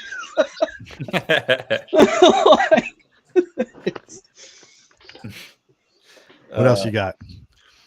So for guys that don't have six packs, I'm working on mine, but I don't have it yet. as far as concealed carry and where you're putting that on your body. Because I feel like if I put it appendix, then my gut's pushing into it. I don't know how that works out. Is that going to make it print because my belly's pushing the gun out? I don't know. I mean, so just carry on the side, carry on the back. They make a fat guy wedge if you want to try Yeah. it. So there's literally a wedge that that cocks it at a certain angle. It makes it a lot easier to carry. The thing for me with that is that it depends on where you like to wear your belt too. So if you wear your belt high, it's not, in my opinion, as much of an issue because I've got my powerlifter power pack going, right? So for me, I wear my belt low. I wear it under my power pack. I'm okay if if my gut hangs over. So I don't do appendix carry at all, except for blades. I keep my knife up front in my spare hand. What kind of knife you got? So this is an EC4. Oh, right on. Yeah. So I carry that one kind of. So I always do one fixed blade and one folder for. Yeah, there we go. I gotta set my game up, dude. I don't carry knives or nothing on me. I gotta, 2026, I'm gonna become a man. Well, so, and you asked this question earlier, and we kind of really covered it, and I like the way Walt covered it. For me, I was a martial artist, and I've always been around 300 pounds. I was 265 in high school, 275 in high school. So my entire adult life, if someone needed less than lethal ass whipping, I handled it with less than lethal ass whipping. So I've never been a huge fan of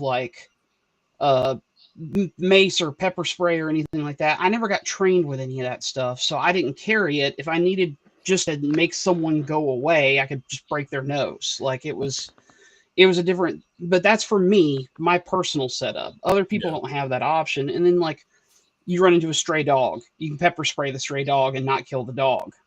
And I have had to put some stray animals down because I didn't have another option with me. And so that was, so I'm changing my mind on pepper spray, but I think almost everybody should have some kind of belt knife. And I say that because I've seen a raccoon get caught in a tarp and be choking to death and nobody had a knife. And it's like, dude, what's wrong with you? And so it's not even about it's a great back off weapon. If you get engaged, learn the law, because if you well, brandishing laws are brandish a thing. knife, yeah. Well, and when I say back off weapon, I don't mean telling somebody to back off. I mean you're going to get jumped at some point. Like most attacks don't start with some dude being like, "Hey man, I challenge you to a duel." There's no we're not square. Like I wish it was that easy. But there's plenty of guys fighting Andrew Jackson, but you've already lost at that point. Exactly. You're dead anyway. It doesn't matter. It's Andrew Jackson. They're going for a level 10 wizard. But the other thing too is, when or if you have to defend your actions in court, one of the things they're going to ask is like for example, the knife I've carried for probably a good 10, 15 years is the Spyderco Tenacious. Right. And the reason I like this is because it's carried tip down as opposed to tip up. And you can carry it any way you want. But the reason I carry it this way is for deployment, because I can get this deployment hole right here that's normally for a thumb. And when I pull it off of my pocket, let's see, where's the camera? There we go. When I pull it off my pocket, I just use the weight of the knife. Yep. And now it's open. Right. And then I can hold it exactly how I've been trained to hold it and do what I have to do with it. Right. If I go to this, if I go to court and they're like, okay, so you pulled a knife on the guy? Well, no, I didn't pull a knife. The only time I pulled a knife was when him and his 4 buddies jumped in and I knew I had to cut their belt loops so that their pants would fall down, like some weird, whatever. Right. But they're going to say, okay, do we have the knife in evidence? Yes, we do. What did he have? He had the Emerson Wave Commander, the premier knife used and carried in the pockets of Navy SEALs. You're going to jail, right? If they say, well, why do they call this tenacious? Is because it doesn't stop when you stab somebody? It's like, no, this is a better use for cardboard than a box knife, because I know that when I go down the length of cardboard, it's going to eat the cardboard tenaciously, Your Honor, and I'm not going to have it break and cut my finger mid-cut. Oh, it's a utility knife. It's not a weapon. So it's the same, like, you know, if you go into court and you're like, well, what do you have on your belt? Well, I was carrying a Colt 1911. Okay, well, why is it that called that? Is that the amount of foot-pounds per force? No, Your Honor, that was the year it was developed. This is an antique. I'm only going to show people history on my hip. I'm never violent, right? As opposed to, well, what do you have? Well, this is the BFG 3000, made famous by the Doom video game. I know, Your Honor, and much of the suspect we couldn't question because it eradicated him from his boots up. You know, you're going to jail. I rip and erase it from existence. Right. So, I mean, you know, choose wisely. You know, killed him, sent him to hell, and then killed him again. Yeah. But as far as like knives go, I mean, like he was saying, I mean, the old saying is carry a knife because there might be cheesecake or you might have to cut a mother trucker. You know what I mean? Yeah. But like the same thing, like he was saying, I personally tell people not to use knives in self-defense unless you were trained, right? Because the ability for somebody to take that knife from you and use it against you is extremely high, especially in a grappling incident. Because what happens a lot of times, do I have my training knife so I don't stab myself? Yes. So, you know, just like in firearms, right?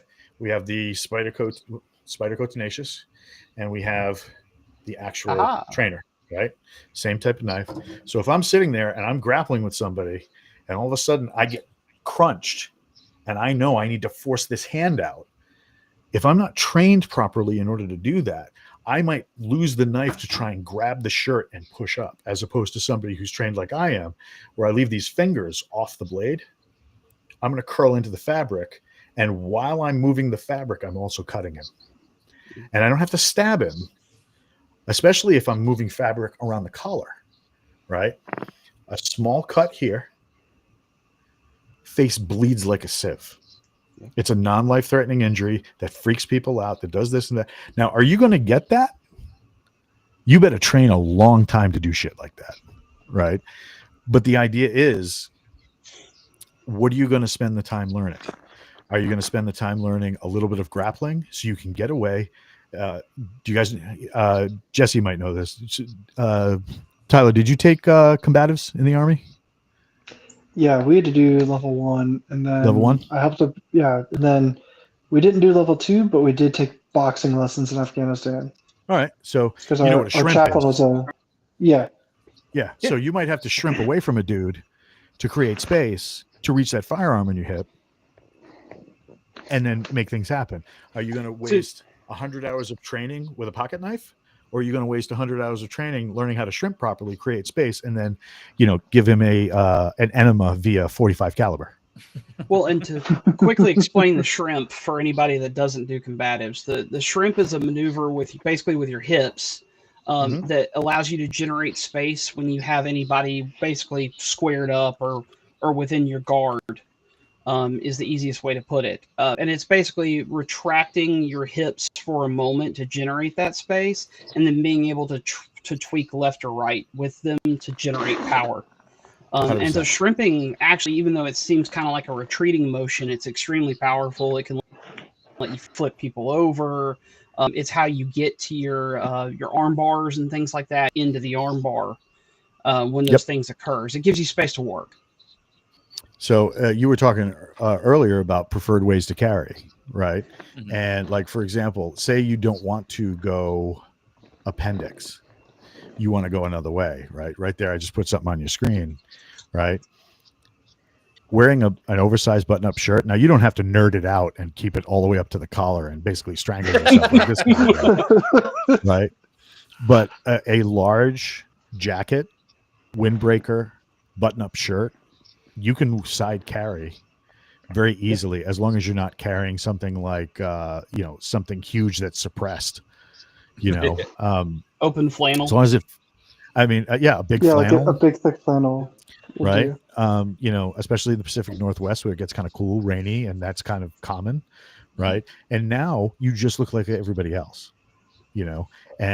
But once again, you want to train. So if you're wearing that to the front, right? You want to train that when a threat is presented, how to get to that weapon when it's covered, right?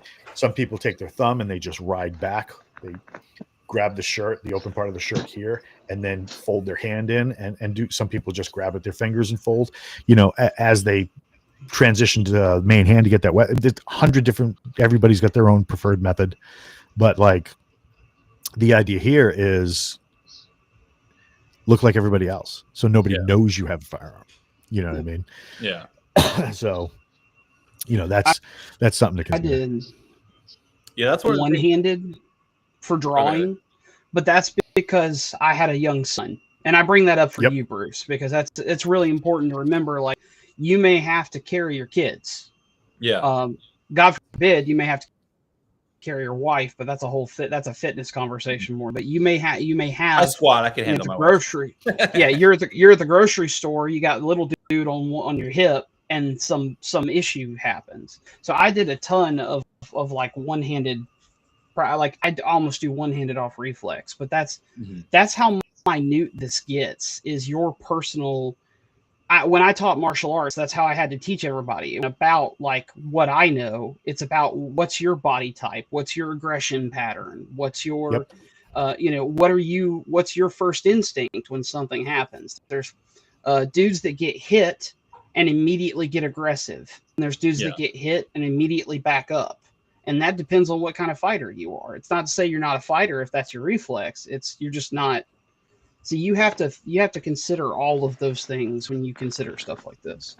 Yeah. So I mean, as far as like the training goes, just get in there with the basics first. Yep. And hammer those basics. Like I've been shooting for well over 30 years, and I still take periodic basic classes because somebody might have come up with some basic, simple technique that I hadn't thought of, and I'd be like, "Holy crap! I could have been doing this whole time." I like it. Yeah, that's my goal, man. 2026, I want to start getting some classes going because I've had my guns for years. And the only time I ever really use them is when I get a chance to actually get out and go hunting.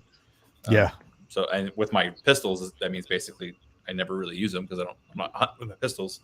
I mean, I have them with me just in case, but I've never had to. You have the Savage rifles in order to drop deer, elk, right? Yeah, I have a 270, which is kind of probably on the small end for elk, but yeah, for deer. I mean, I'm sure it would kill an elk. I've never gotten one though. And then I go duck hunting with my shotgun.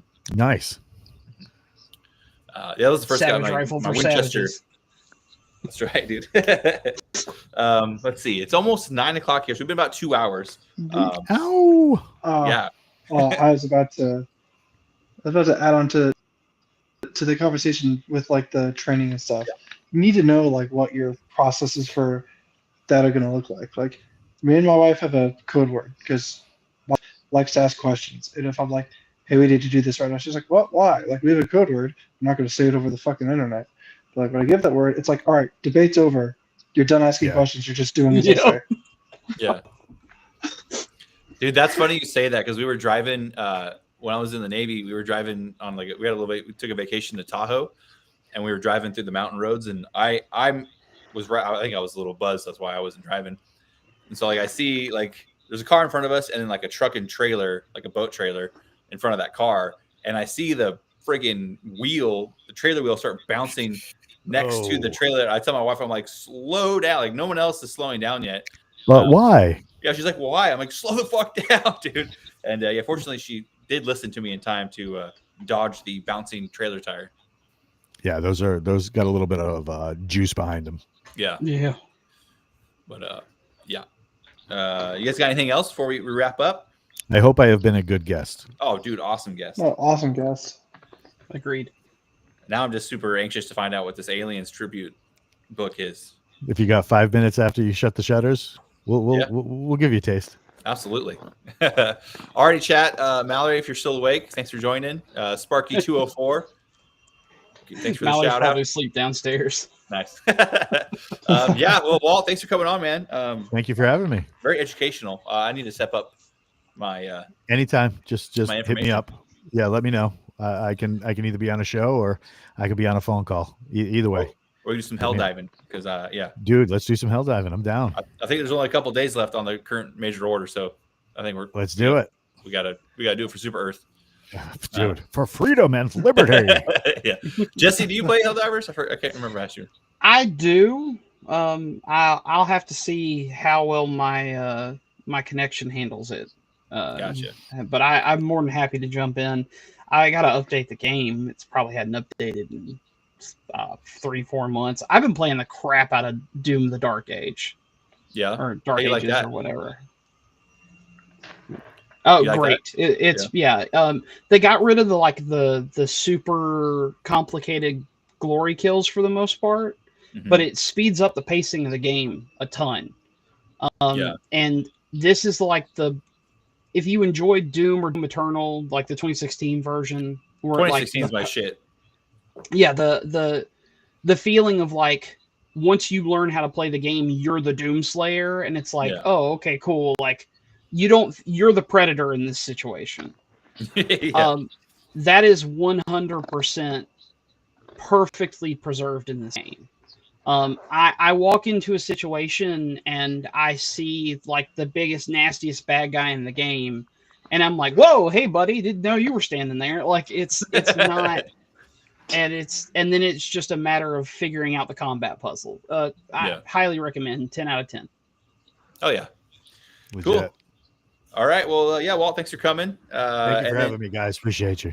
Heck yeah! And then for anyone who is going to be joining the book club, we are doing the anthology that Jesse wrote it and edited from Bayonet Books, right? Bayonet JRs. Yeah. Okay. Yeah, and it's Chaos Theory, Biological Bedlam. So I don't know how many short stories are in it, but we're gonna knock out that antho. 15, I want to say. Yeah, that's a pretty good sized book. Yeah, we could probably do another 4 episodes to knock out all the short stories. We'll see. We'll figure it out. But yeah. All right, thanks guys, and we will see you next Monday for the first installment of that anthology. Oh, bye.